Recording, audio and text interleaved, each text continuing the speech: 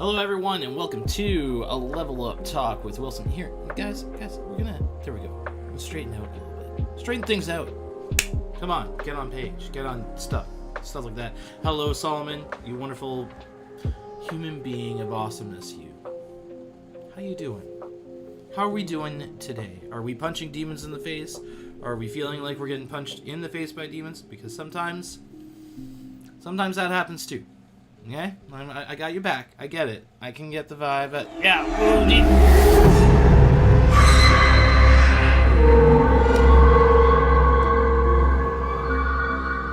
Solomon, is it because I'm pretty that I get picked on? Is that why? Like, I feel like that's the actual reason why. But, like, I appreciate you as a wonderful human being. Don't you ever forget that. No, I'm just kidding. I'm kidding. Thank you. I appreciate that. Hydration, people.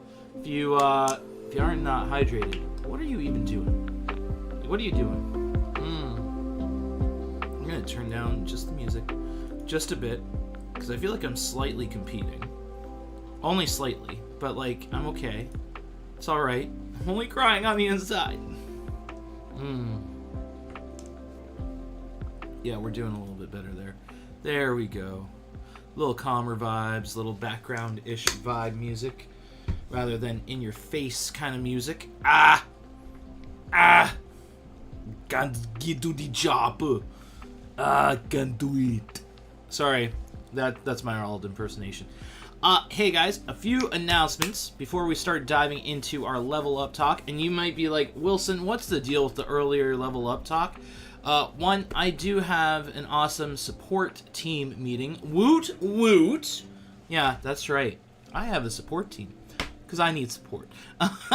No, I have a support team that comes alongside me, looks at what's going on with me, and they come to help if there's stuff that I feel like I need to pass on to other people that are either A, better suited for it, or B, just like helping me be able to progress forward. Part of that is like fundraising, part of that is who are the people that we need to be getting in touch with, and let's get the ball rolling on some of that stuff, because it can be a lot.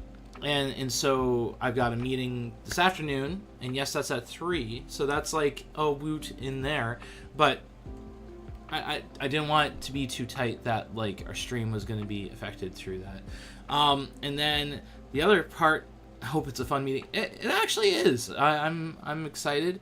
We're going to be talking about how are we reaching out to more potential partners.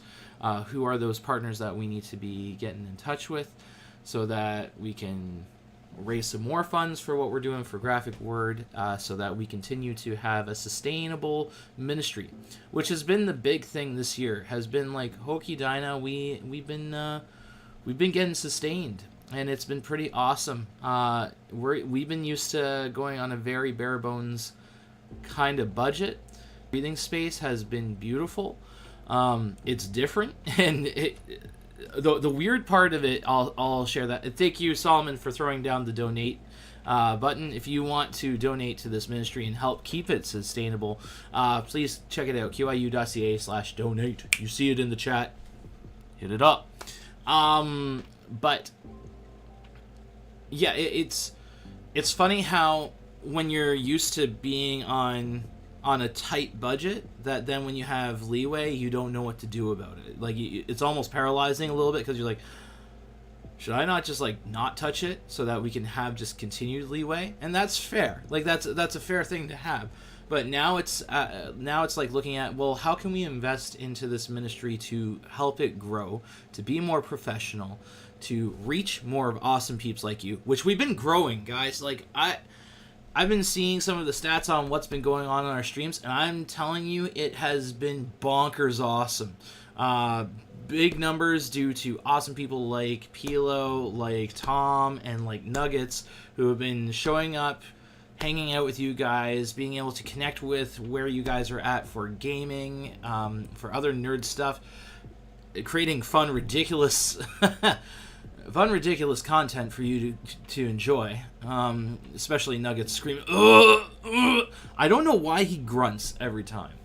That actually should just be a ringtone, is Nuggets' grunts. We could do a whole line of ridiculous ringtones just off of probably sound effects that we have done throughout the year.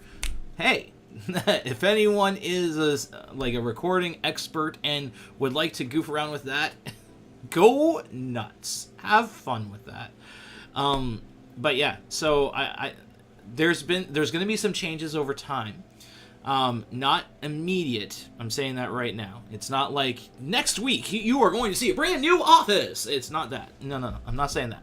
But you can be expecting that there is going to be some change up to some of how things are looking. What are we doing? How are we making the space intentional? How are we making the streams intentional? So that they are more impactful for you guys, so that you can get a sense of like, oh shoot, like these guys actually show up and do things. It's the thing. But yeah, so that's one kind of cool announcement. That's how I've got this awesome support team going on. And yes, Solomon, Outback Steakhouse office. If I could smell like smoked meat, or like, you know what? I'd even be fine if it smelled like, cedar wood in here. I love the smell of fresh cut cedar wood. Oh, it's like one of my favorite things. I love my basement for that factor, that like it would smell like that fresh cut wood, and I love the look of it. And it provides a little bit of sound dampening because it's like the raw wood that starts absorbing sound. It's beautiful. But anywho, so there's some plans that are coming down the road. The announcement that I want to throw down to you, and I already did this via a post last week. I'm going to do a post today. It is our Be Ready Worldview Apologetics Conference that's happening next week Friday. Yeah, that's right, next week Friday. You want to hit it up. It's going to be a good time. The Friday night is our youth chat, hangout, redonkulousness, stuff like that.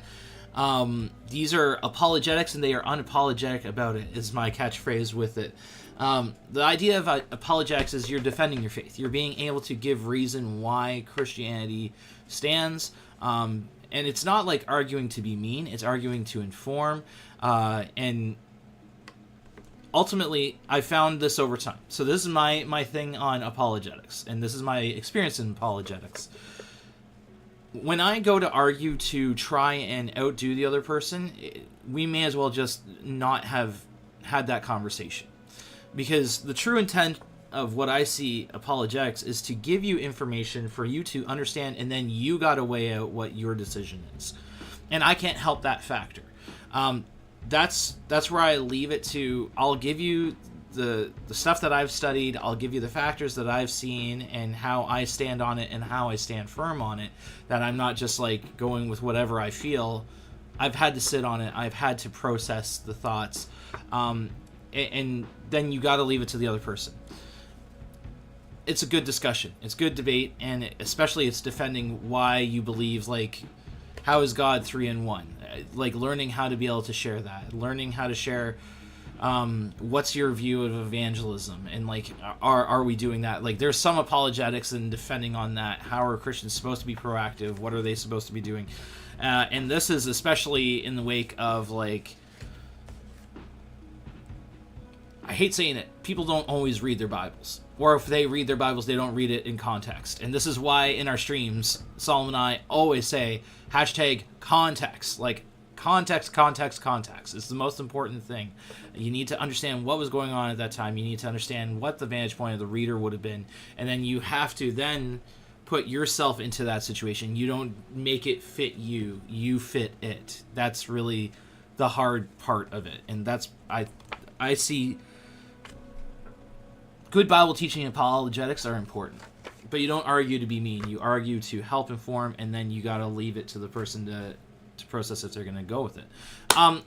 Be there. So, Be Ready Conference. You want to be there. Not this Friday, next Friday and Saturday. Sign up is not too late. QIU.ca/Be Ready. Don't miss out on it. The link's already in the chat. Like, what are you doing? You just come on. Have a good time.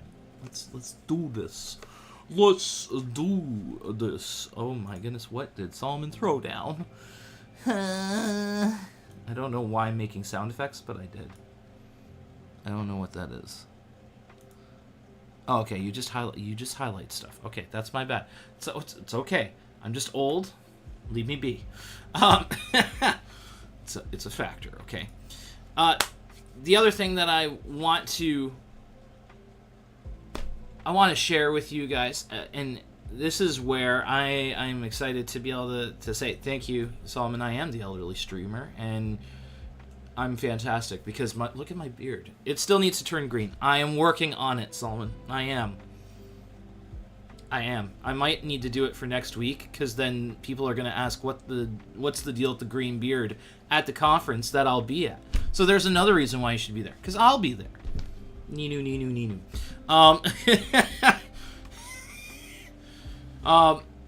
Okay. So the other thing that we're going to be letting you know is we do have a cafe nerdy night that is going to be happening on November 14th. Yep. It's the second Friday. It's going to be great. It's going to be superhero themed. We're going to be having some snacks. There's going to be some superhero focused stuff. So there's going to be like some comic oriented things. There's going to be some video games that you're going to be able to play that are superhero themed. There may even be a trivia game that you need to show up and you need to like compete to get something. I don't know. You'll just have to wait and see. But it's going to be a good time. This is going to be the start of what's going to be a monthly Nerdy Cafe.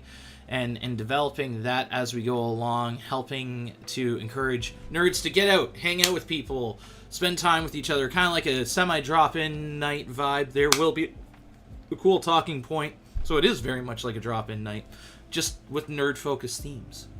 Because nerds need love too. So, we'll be getting more info on there. You'll be seeing more posts, special design stuff, probably by Pilo. Just letting you know, she's like the design of the cool postage stuff that we're doing. Yeah, okay, enough of those kind of updates. Who's ready to dive into a level of talk? Raise your hand. Throw it in the chat. Wave your hands in the air like you simply just don't care. Hey. Yeah, no, I should never ever sing again. I'm gonna tell you that right now. Don't do it.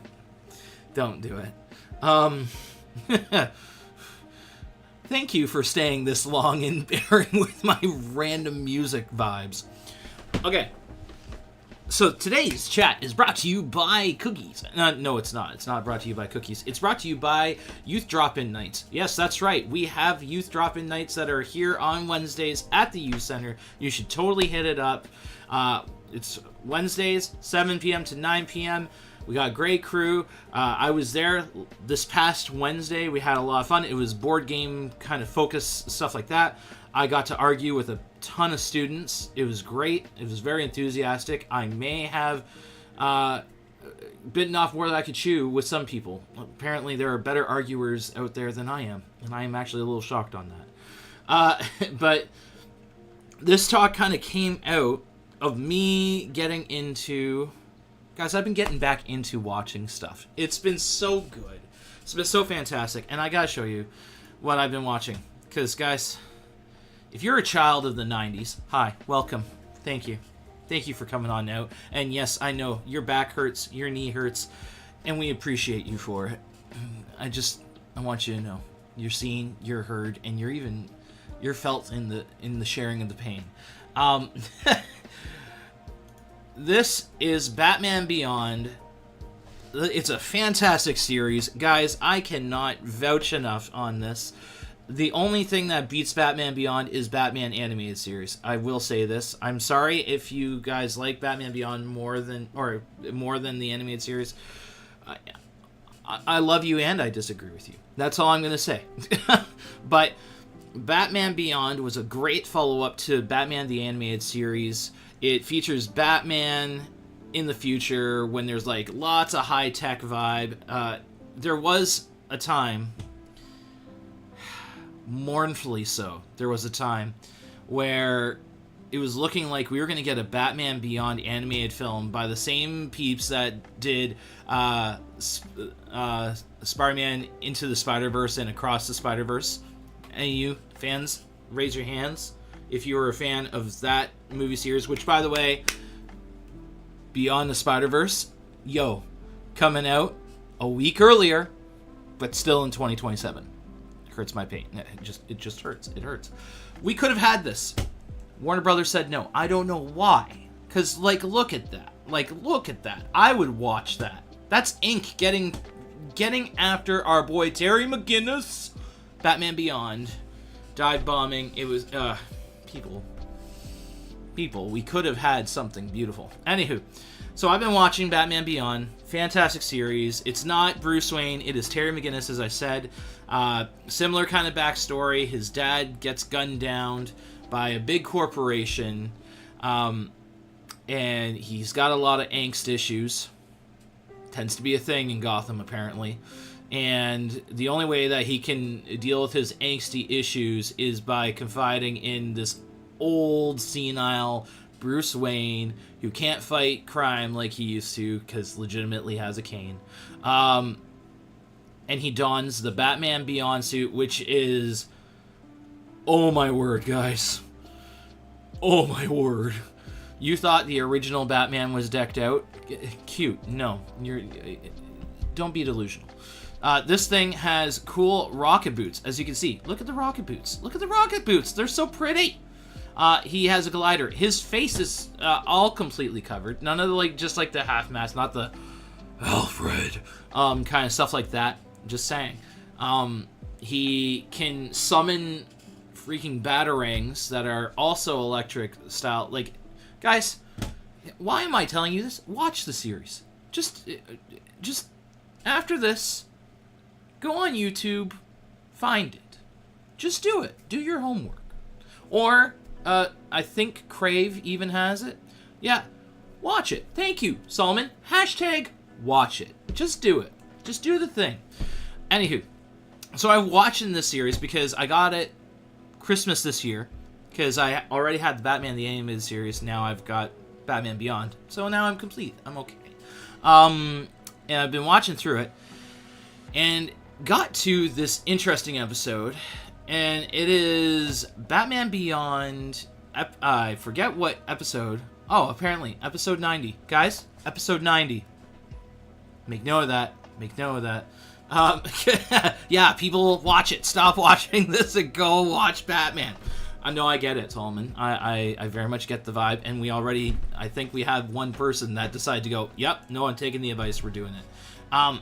So, Batman Beyond, this is episode 90, this is episode called Hooked Up, and you might be like, okay, what's the deal? There's this weird dude with a spiral face, and this girl floating in green, holy vibes and stuff like that.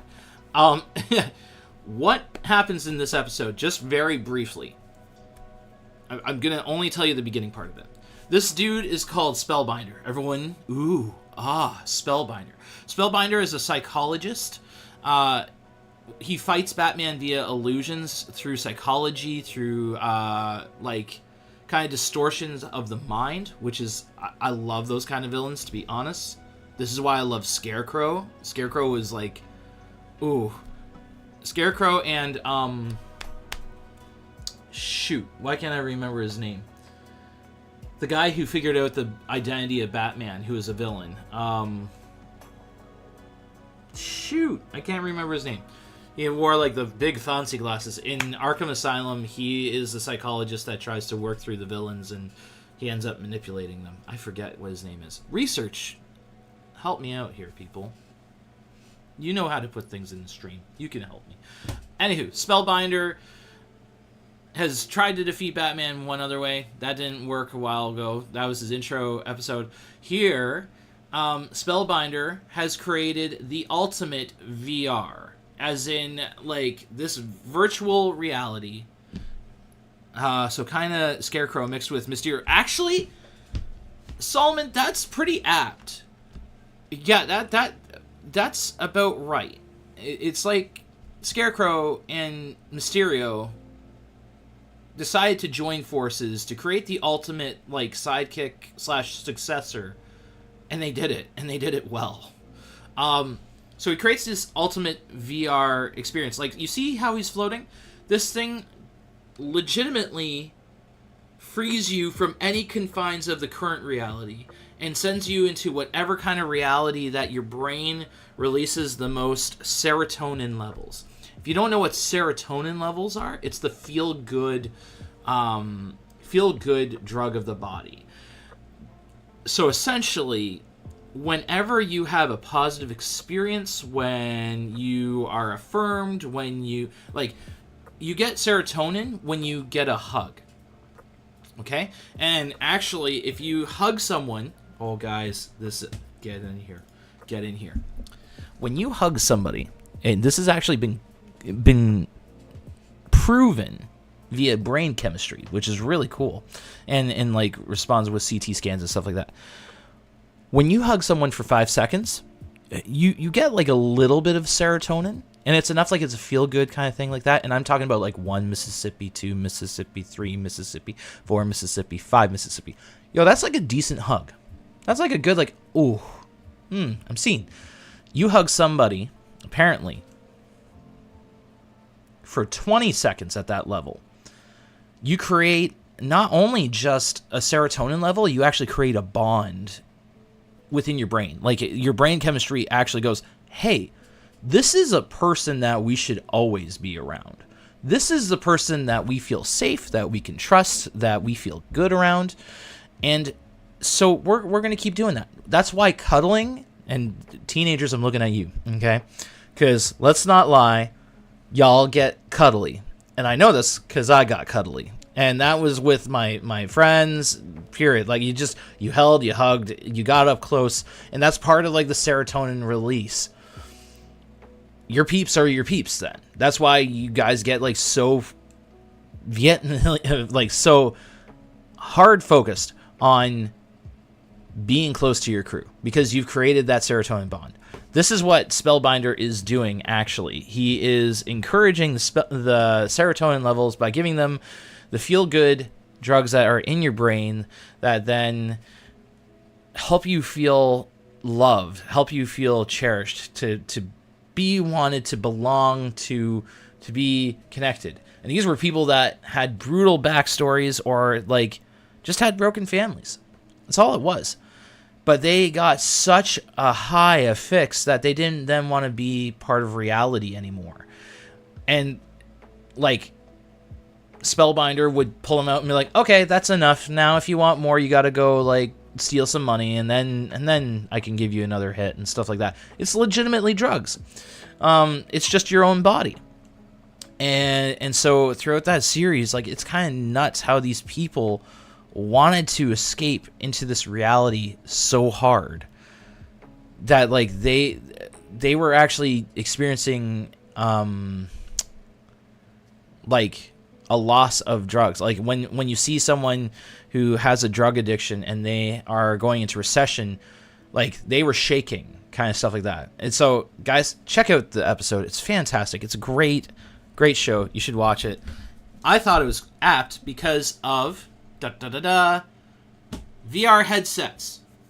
Okay, like, we actually have this, guys. And the more you get into this, and hear me out.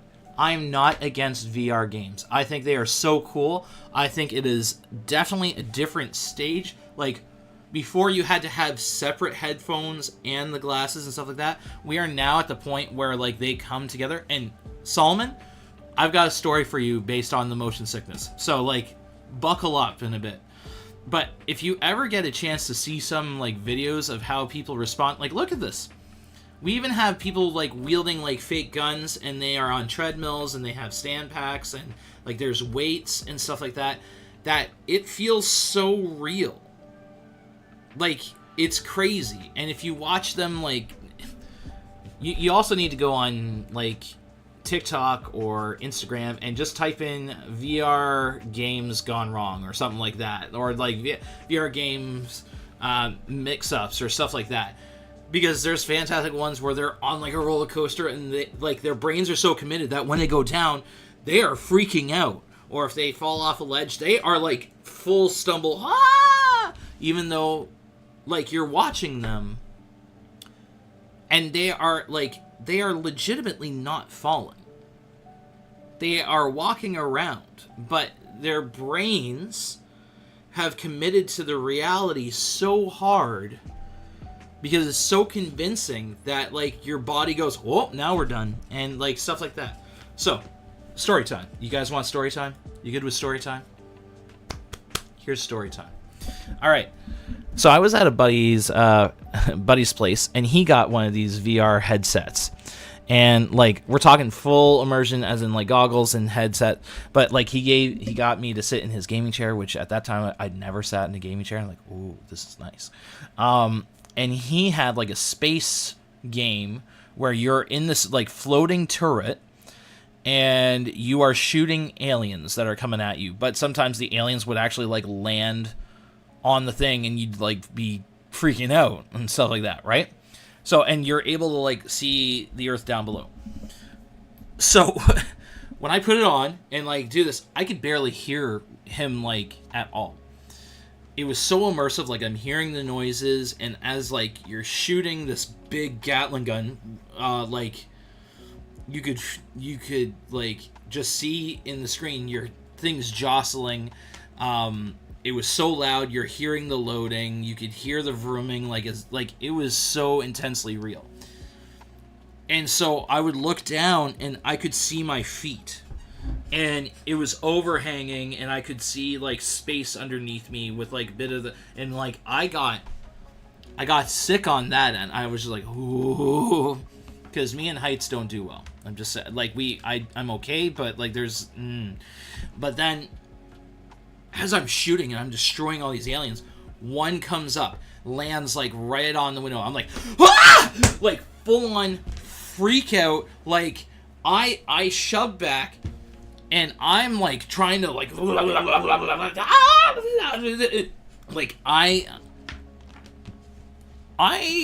yeah. It was nerve-wracking.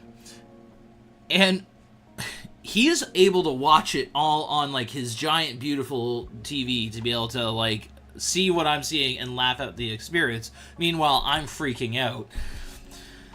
By the time it was done, like, I'm like, oh, dude, I need a breather. And he's just, like, laughing just throughout it, right?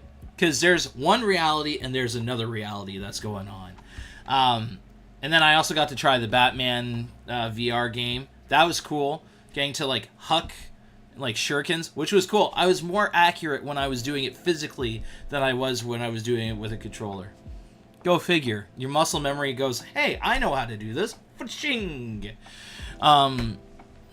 See? Brain. Power. Awesome. No, like... And so it made me think about the virtual reality and, like, how we get so invested. Like, how I could start seeing how in Batman Beyond, this whole Spellbinder thing that was going on, like, legit made sense. Not just, like... Not even getting to the point where it's an addiction, but, like, to the point where, like, I am so immersed into this, it's flipping my reality around. And now we're at a point in technology where we actually have to kind of, like, work on how much time you spend on your screens. Because, like, legit, guys, this starts altering your reality. And I'm not, like, a hard Puritan. If you come hang out with me, I've got, like, a ton of tech that I just kind of have around. I use an iPad every single day for drawing, for journaling, for processing, for working things out. I'm on my phone a good portion of the day working on messaging people or getting connected or working on, like, posts or helping people. I'm on here with you guys. I'm promoting you guys to be online with us, to connect. So in a way, I'm a perpetrator for this. In all honesty, in some ways, I'm a perpetrator of this whole idea of, you know, what is what is reality.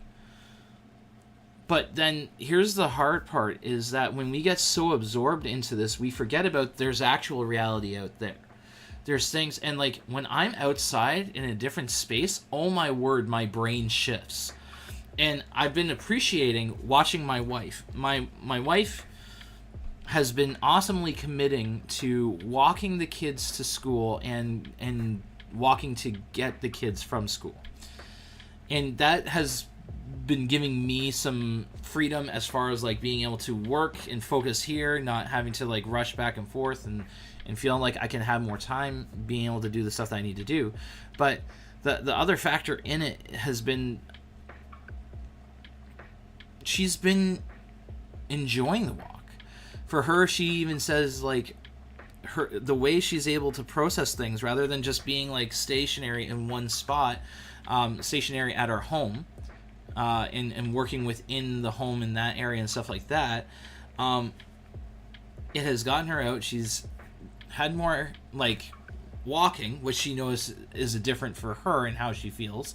But then like there's a process of just like it encourages positive things.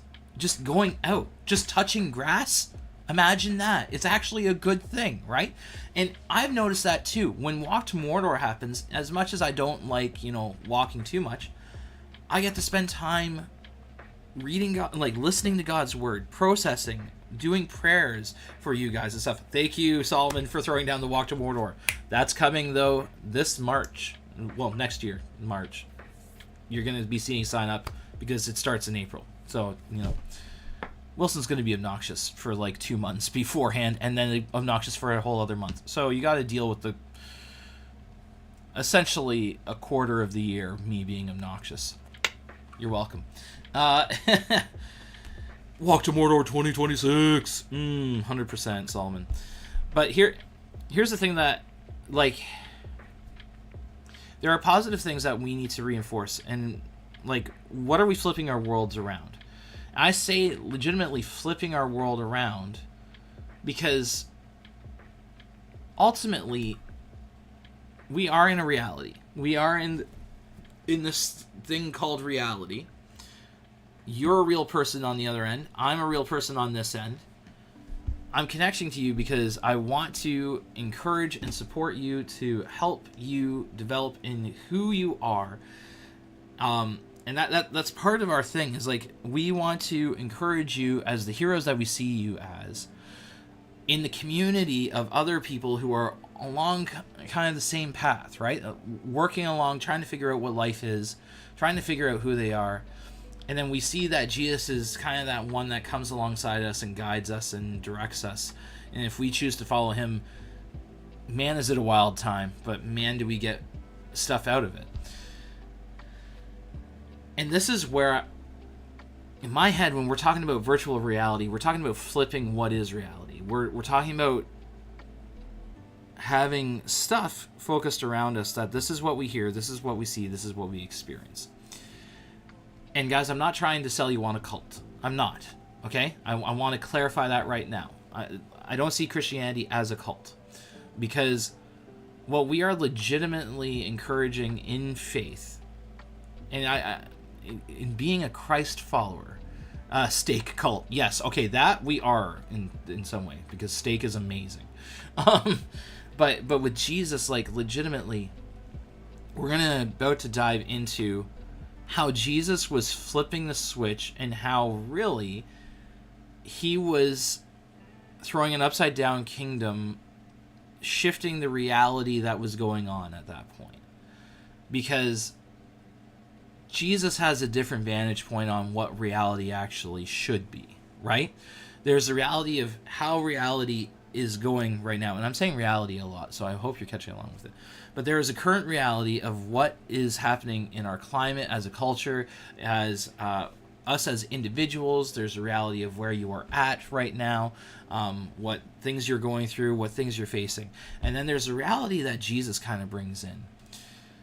And the reality that he throws down has a different mindset that we typically first respond to. It challenges us in our own perception of what we see as important, what are the things that we see even as like the main structures of our reality, to then go, well, what are the things that are actually important? What are the things that we need to consider? Who are the people that we need to be looking to? Who are the people that are actually important? And how do we respond to one another? You catching what I'm throwing down? This is why the most common idea is that Jesus was flipping an upside-down kingdom. And this is coming a lot from the Bible study stuff that Solomon and I have been going through. Solomon, I am sorry that I have not been keeping up with it. My morning routine has been thrown around a little bit. That's why I haven't been fully caught up. But thank you, Solomon, for keeping up along with it and investing into it. Guys, it's awesome. So I want to throw this idea, okay? I want to throw down a verse in Romans, and you guys will likely, if you read your Bible, you're like, Mike, I know exactly what passage in Romans you're talking about. And it's true. It's a very easy one to sit down and weigh in on, but it works in context.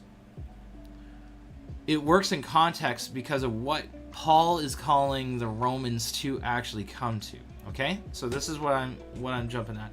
You're going to follow along with me. This is Romans chapter 12. Hopefully that's big enough for y'all to be able to read comfortably. All of a sudden I went Texan. Y'all be good with reading the Bible. That's how we do.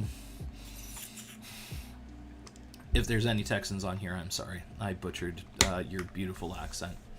I will work on it.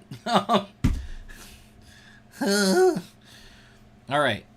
This is legitimately the two verses I want to sit on right here. Highlight in blue for you guys to see on the screen. And for those of you who cannot see or cannot hear, well, first of all, I'm impressed on how you're even connecting with us. But if you cannot see it, but you can hear it, get ready. Romans 12, verses 1 and 2. And so, dear brothers and sisters, I plead with you to give your bodies to God because of all he has done for you. Let them be living and holy sacrifices, the kind he will find acceptable. This is truly the way to worship him. Don't copy the behavior and customs of this world, but let God transform you. Yeah, that's right. That's an Autobot reference in the Bible. You just Transformers, robots into. Okay, I tried. Transform you into a new person by changing the way you think. Then you will learn to know God's will for you, which is good and pleasing and perfect. So, in this, yeah, Megatron was right. Man, you were just going with all the villains were right there, Solomon. That's what you're throwing down. What I want to throw down here is that when we are looking here at this scripture and how it is being challenged here, the Romans are learning the basics of scripture. And you see this a lot in Paul's letters, is that he's teaching them how Jesus flipped the script.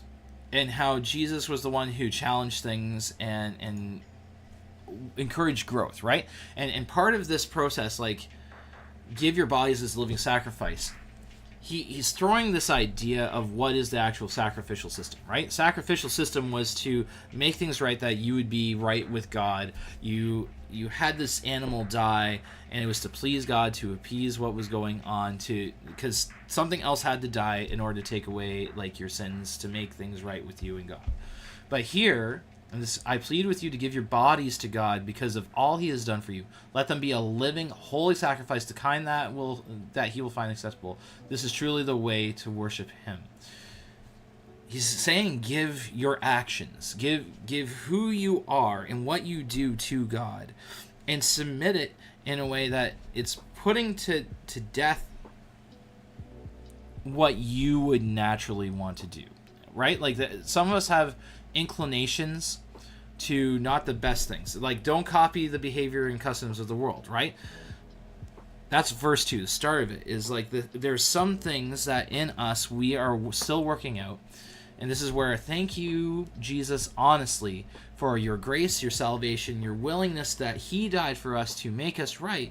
But then in the process of doing that, we live our lives for him. We give it and be like, this is not even my life anymore. This is your life.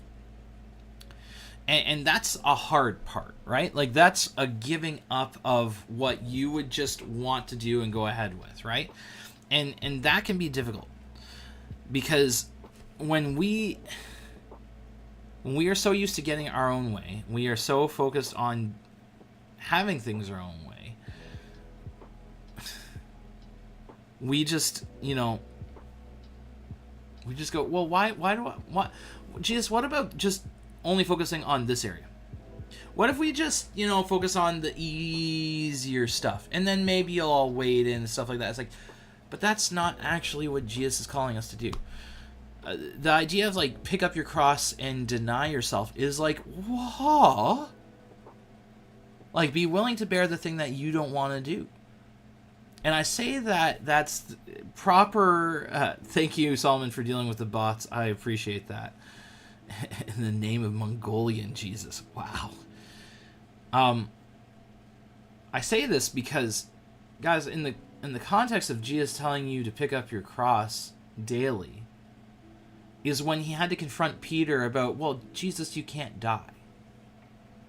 Jesus knew what he was there for. He knew what his purpose and his intention in his life was, to die for our sins, that we would follow his lead, because he pointed us to God in a way that the laws made sense in actual practical use.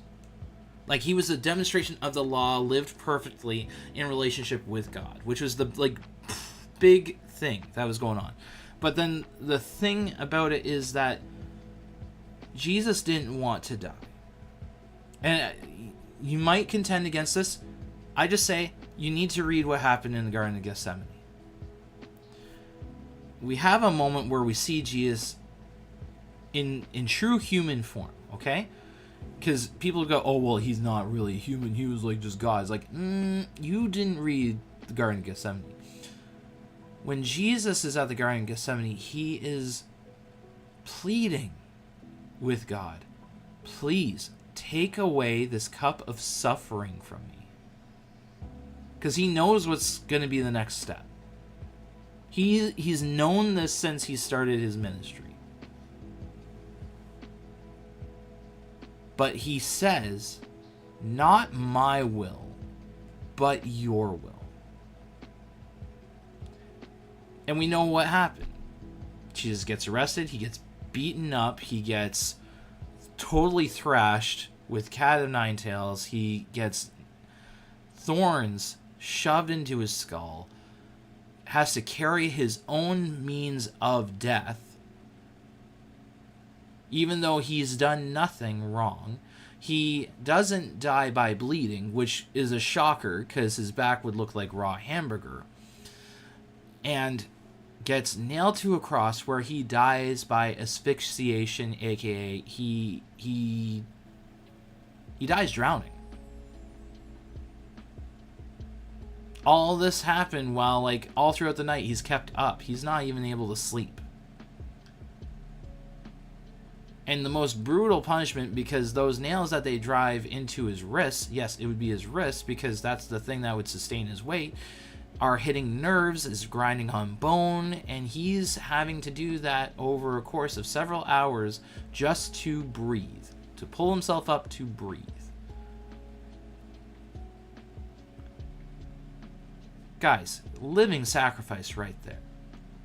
And yet we are seeing here in Romans 12, we are asked to give our bodies, give ourselves in this living sacrifice. Now you go, Mike, how is this dealing with reality? How is this dealing with the shift here? Because when you choose to deny yourself, and it's not to say that you can't have nice things, you can't have good things, it's to the focus of, how am I honoring God in this? You are asking that question daily. How am I loving on the people around me in this? How am I loving God in this? Both have to meet at the same standard here. And it means our brains have to shift. It's like our vision gets recorrected, like glasses. If you are used to, like, not wearing glasses, and then when you need to wear glasses, you notice a difference. I've had some people, Andy Samberg, okay? This is an example. Andy Samberg, our favorite Detective Peralta from Brooklyn Nine-Nine. Andy Samberg, the actor of Jake Peralta, is actually, like, nutso blind. Like, he has to have, like, wicked thick glasses for him to be able to see. And his wife, well, it wasn't his wife, it was his girlfriend, who was going to be his wife down the road, noticed he had, like, taken off his glasses and stuff like that. And she just, like, put them on for a moment. And she saw it, was like, whoa! Holy snap, dude! Like, you are blind. Like, man, what do you see? And he goes, well, really, the most important part for me to have them is this: I want to be able to see you. And it's like, oh my word. First of all, smooth. That was like, ooh, velvet smooth response. But then again, his perception, his focus then is zeroed in on other details. He only needs to see his wife. And that's kind of like the vantage point here, is that, like, when you start getting closer to Jesus, reality shifts on what is actually important. It's like wearing VR goggles, and, like, you all of a sudden have this mindset. And I don't want it where you... Actually, sorry. It's the reverse of VR goggles, okay? It's like we currently have VR goggles. Okay? So work with me on this. It's like we are currently wearing these VR goggles, and if you, like, see the Matrix and stuff like that, it's like you're always plugged in. You're given a different kind of reality than what actually is going on.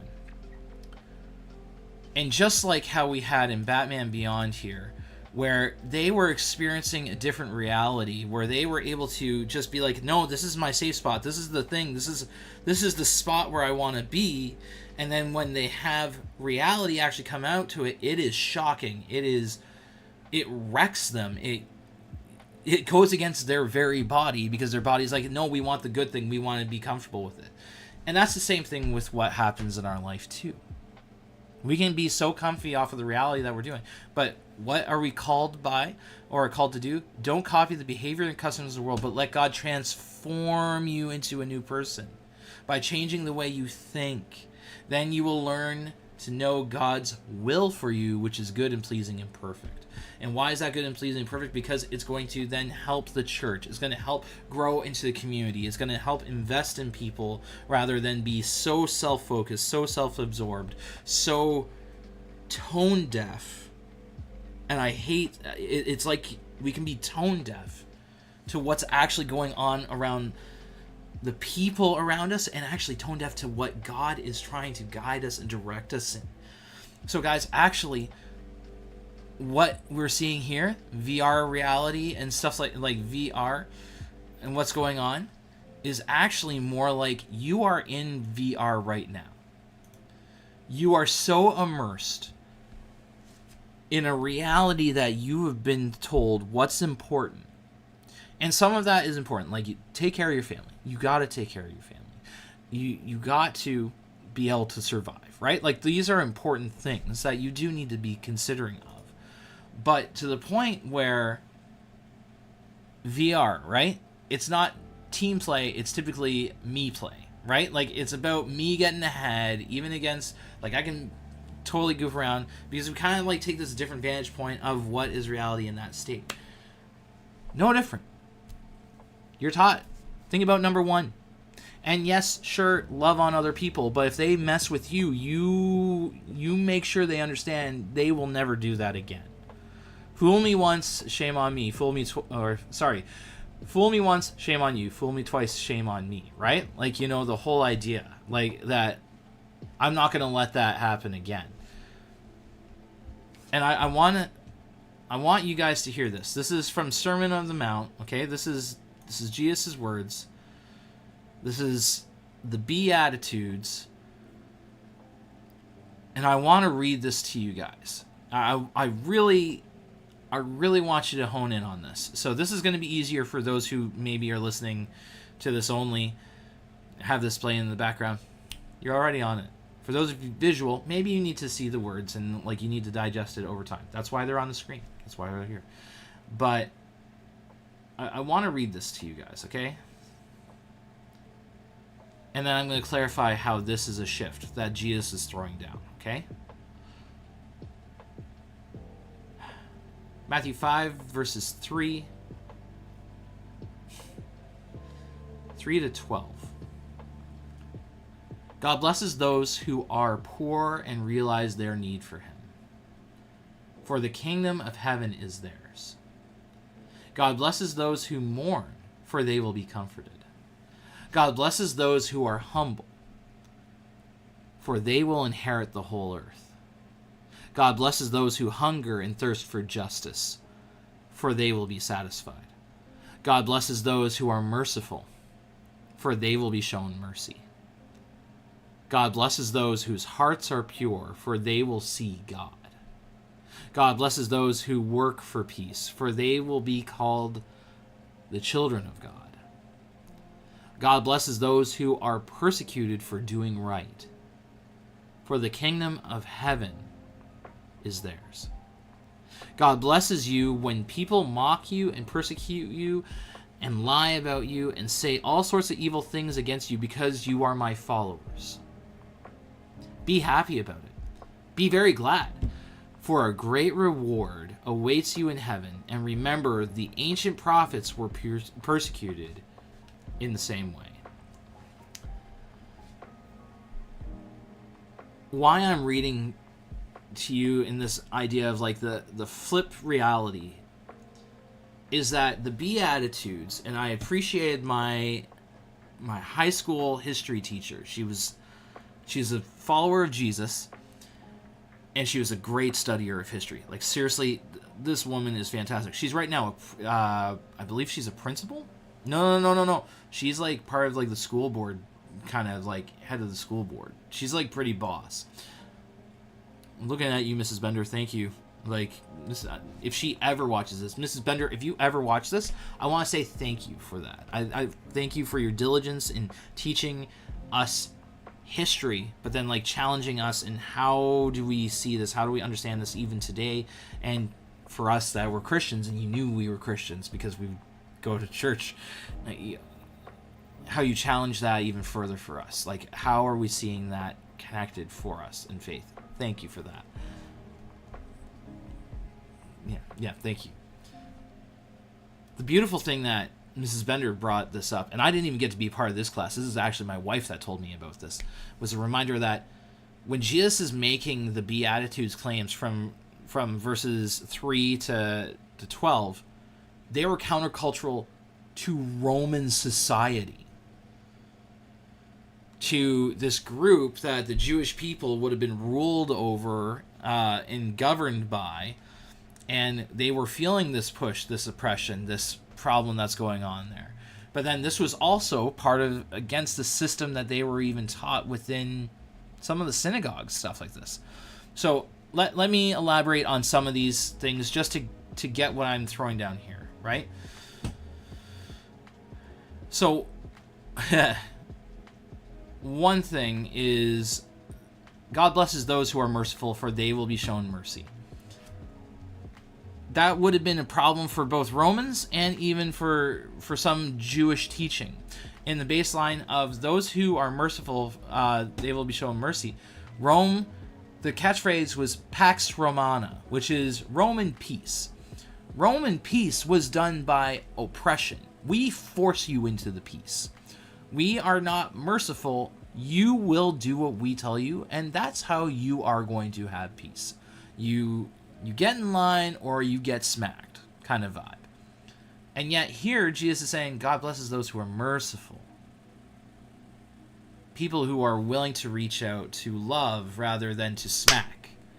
The ones who are willing to work the difference out rather than tell them who's boss.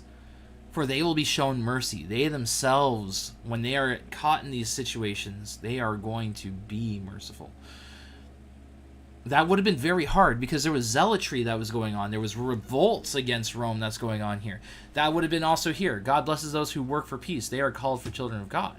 The ones who are trying to establish wholeness, calmness, direction of just like, let us be full of God. Let us be full in how we respond in God. Those who hunger and thirst for justice, they will be satisfied. Anytime you saw the zealots that were coming on up, other than the Maccabees, their thirst for justice was not satisfied because Rome would do what Rome does You cause a revolt, they're going to make an example out of you. That's actually why crucifixion was a thing, was that you decide to push the button so hard, fine, we are going to put you on display in torture.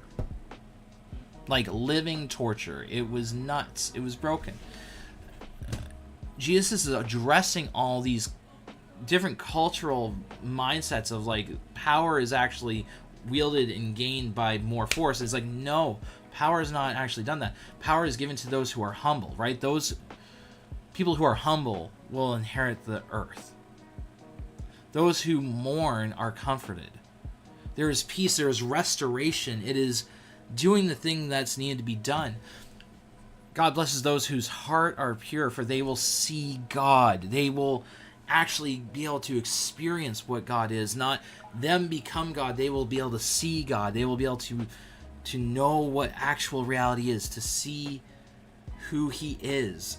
And by having pure hearts that look to him, who are seeking him, they are then going to demonstrate that in the 5, right, attributes of God. God is compassionate, merciful, slow to anger, abounding in unfailing love and faithfulness. Man, you guys are probably tired of hearing that, but I'm going to keep on repeating it till it gets stuck into your brain. The reminder of who God is. God blesses those who are persecuted for doing right, for the kingdom of heaven is theirs.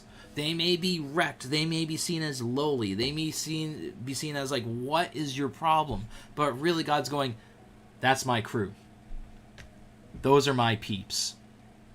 They are willing to go through the rough stuff, the sucky business, for the sake of me.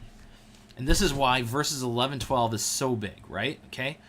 And this is focused on followers of Jesus, the ones who are demonstrating this, the ones who are walking out this Beatitudes lifestyle of flipping everything on its head, the upside down kingdom. And I kid you not, I cannot vouch on this enough, but verses 11-12, God blesses you when people mock you and persecute you and lie about you and say all sorts of evil things against you because you are my followers. What? God blesses you when all these other people are causing junk to you? Okay, why? Be happy about it. What? No, man, like, every part of us wants to go, this sucks, this is brutal, God, why? Where are you? What is going on? And that's fair. You can share that. But Jesus himself is saying, be happy about it. Be very glad, for great reward awaits you in heaven. Don't be focused on the short game. Don't be focused on what you think reality is here and now, because it's only going to be here for a bit. You're only going to experience it for a bit. It's like you get to put on the VR goggles and you can experience this and you can feel this, but it's for a time. And when Jesus comes to make things right, when it's like true reality is revealed, the curtain has been pulled, Wizard of Oz moment, right? Where, you know, the big green Wizard of Oz, you go behind the curtain, you find out it's actually a little man. Well, in this case, it's not a little man. No. The reality is there's so much more than what we are seeing right here and now. It is like the Matrix. There is more actual reality going on than what you are in the Matrix. There's great reward for you in heaven. The end goal is the big thing. And remember, the ancient prophets were persecuted the same way. The people that we revere and think, man, those guys were on fire for God. Man, those guys cared about what really mattered. They also went through this. They went through the suck. God gave them a taste of what the reality was going on. I appreciate the story of Elisha where, like, they're surrounded by an army. And his servant is just like, dude, we are so euchred. Like, how are you breathing? Like, how are you so chill right now? And Elisha's like, God, just, like, give my servant a vision of what's actually going on here. Like, help him see. And his servant sees the holy army that's actually defending them. Like, chariots of fire, angels that are like, yo, boss mode activated, let's go. Like, and he's just like, oh yeah, no, we're good. Yeah, You're gonna get Control Alt deleted, I'll tell you that. And that he said that, and he didn't even know about computers. I'm just saying. No, that's the MWV version. I'm so sorry, but like legitimately, guys,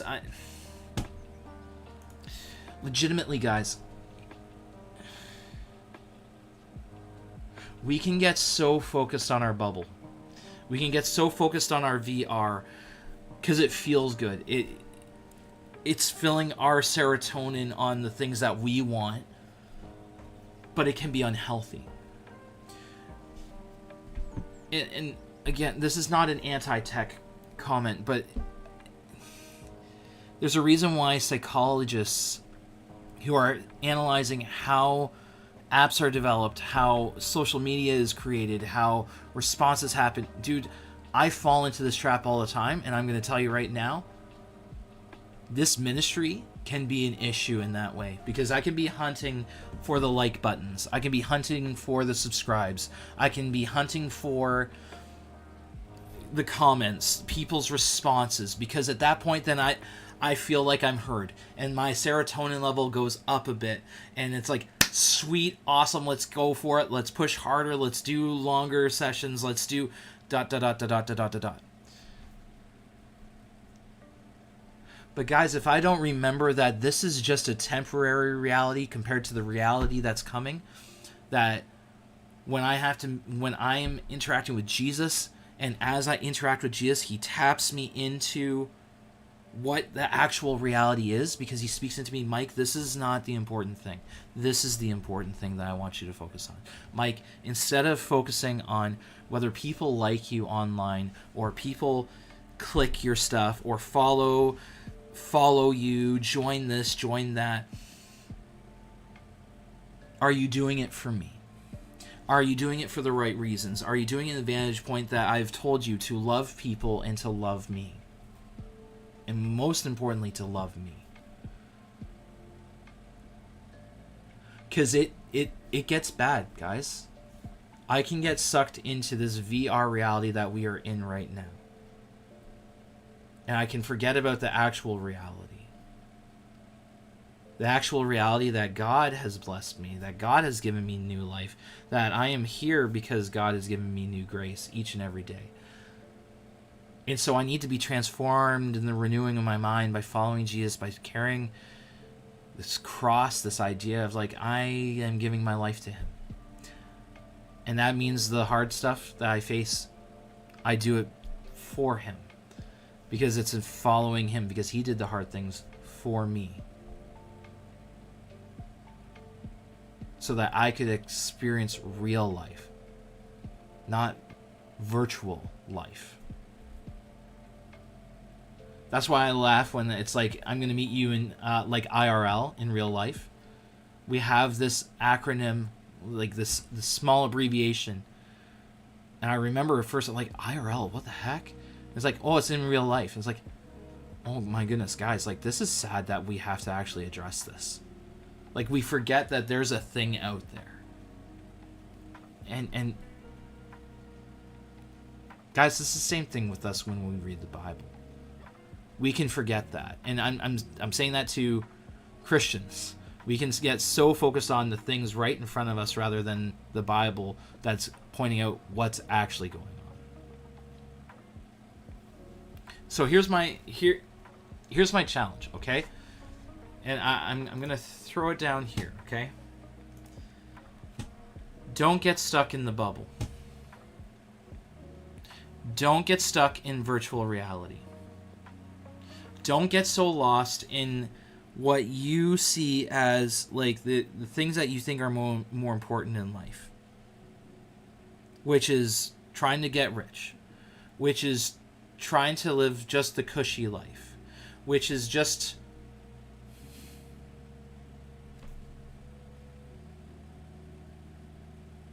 okay, hold on. Guys, okay.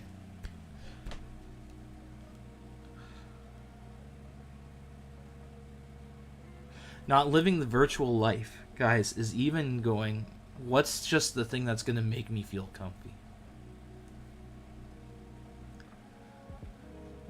It's not about that. That was probably the heartbreaking thing in watching Hooked Up was that there were just some people that just wanted to be loved.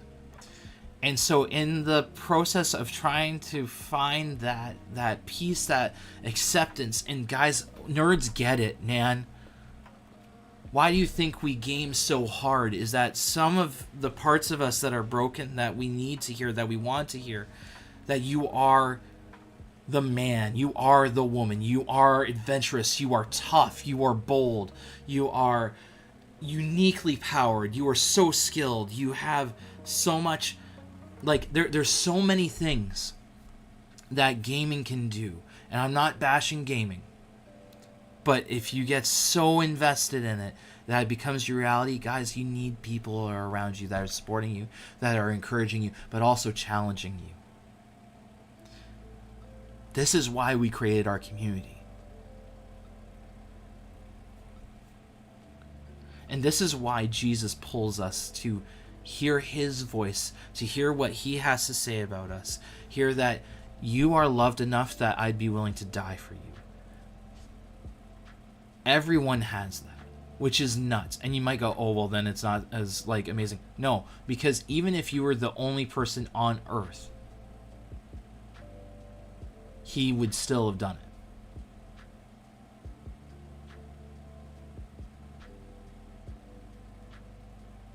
If you were the only person on earth, he would still would have done it.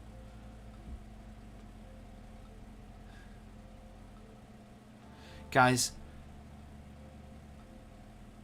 take a break from the reality that's going on around you, the hunt for approval from other people. The hunt for approval or building of self in your esteem, your ego, pride, development. Like, there's so much. Take a break from it.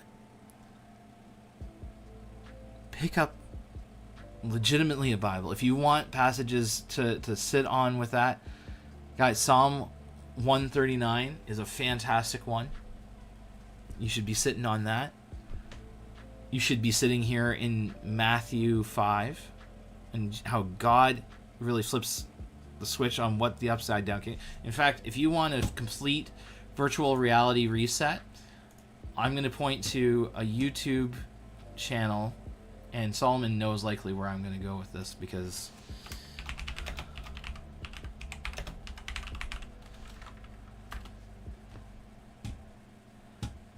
okay.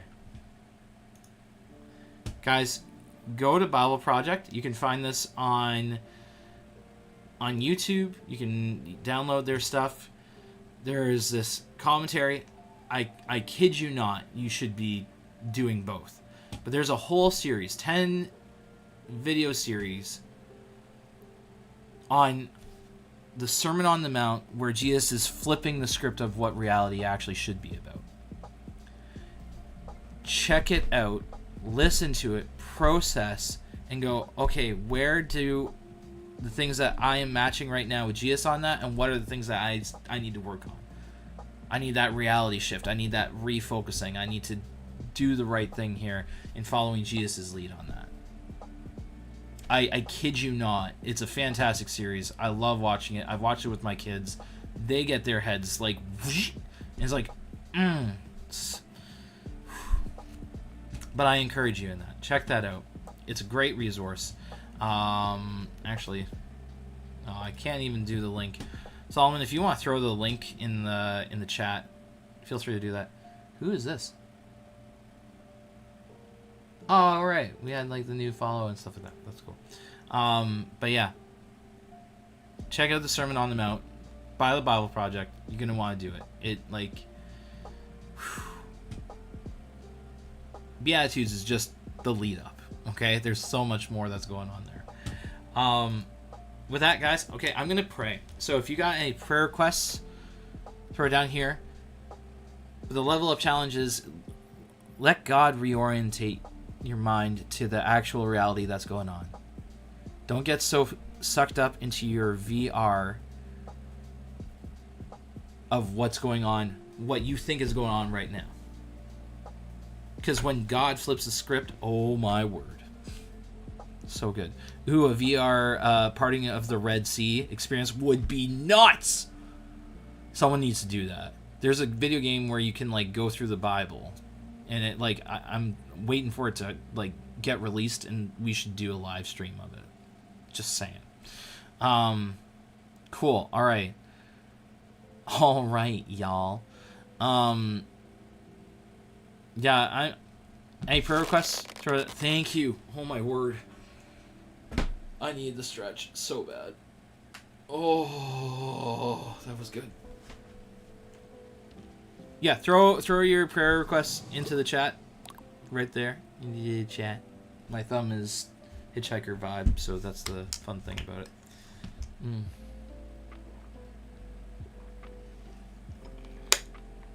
I guess I'll throw that. I never even asked. Any thoughts, comments, questions, issues with what I threw down?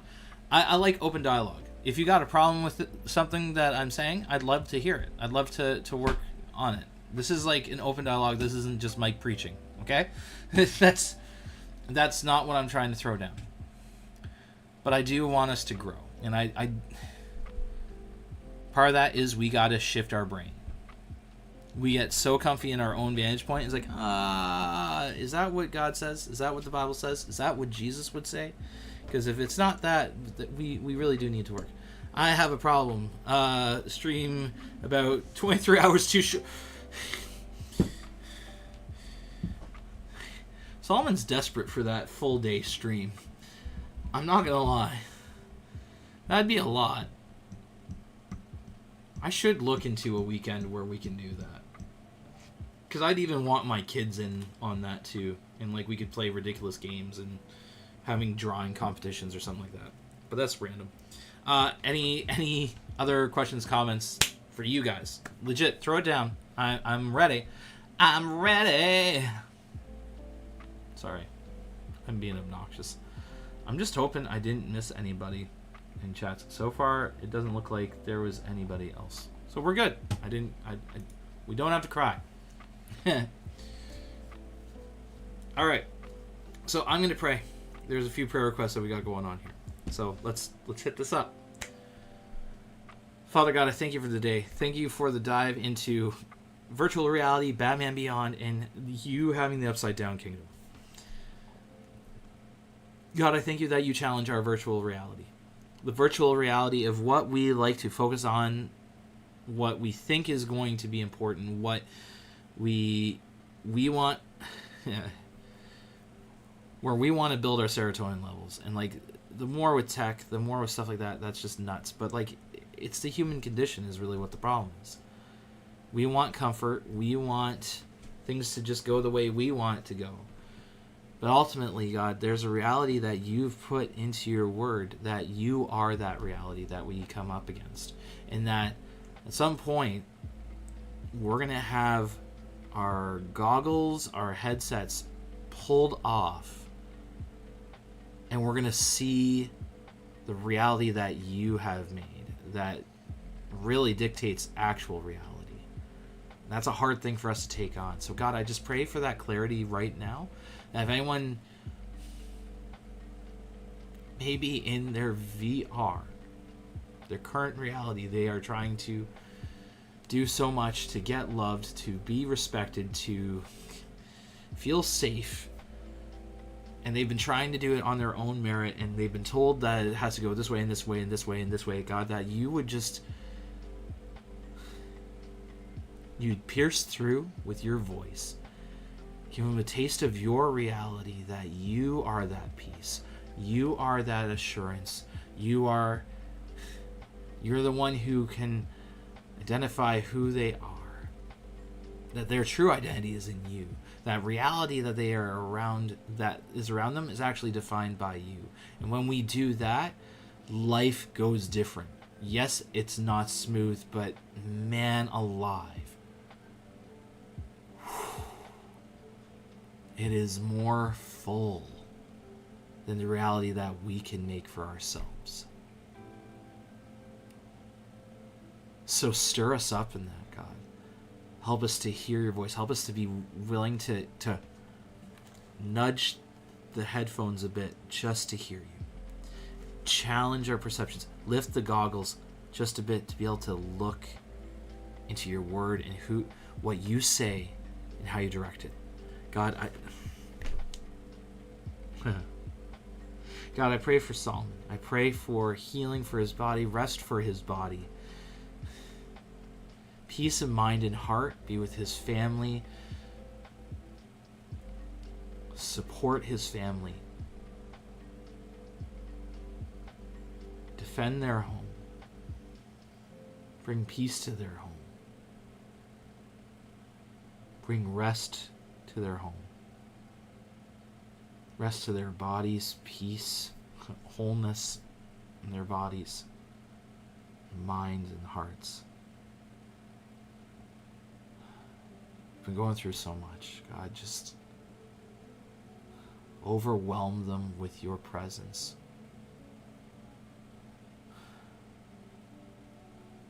With your healing. God, I pray for my own mind, my own heart, and what I've been wrestling with, working through, fearing, worrying, trying to create peace in my own reality. But ultimately, I need to submit my reality to yours and go, Jesus, what do you want me to focus on? What do you want me to do? Help me to take these things off. Help me to refocus on you and what is important. What you want me to hear. What you want me to see. What you want me to do. Give me the strength to honor you.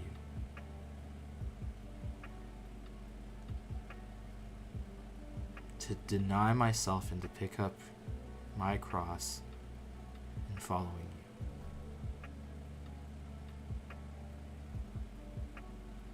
God, be with us as we have this weekend that's coming on up. Help us to be able to enjoy this time.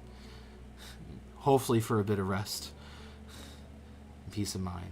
But just to be able to just have this break until we see each other again next week. We ask this in your name.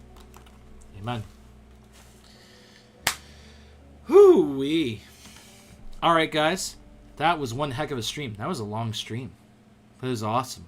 It was good. Remember, take off the VR headset. Thank you. I appreciate that.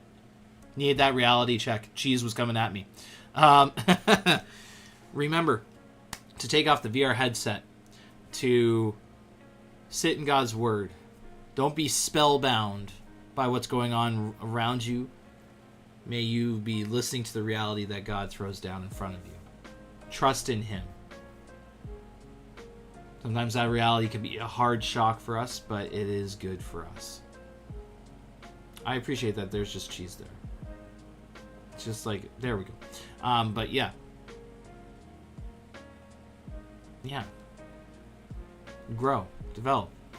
Anywho, guys, thanks for, again, joining on another Level Up Talk with Ark. I hope you have an awesome day. Join into the Discord community as what Solomon threw down. It's a good community to get into.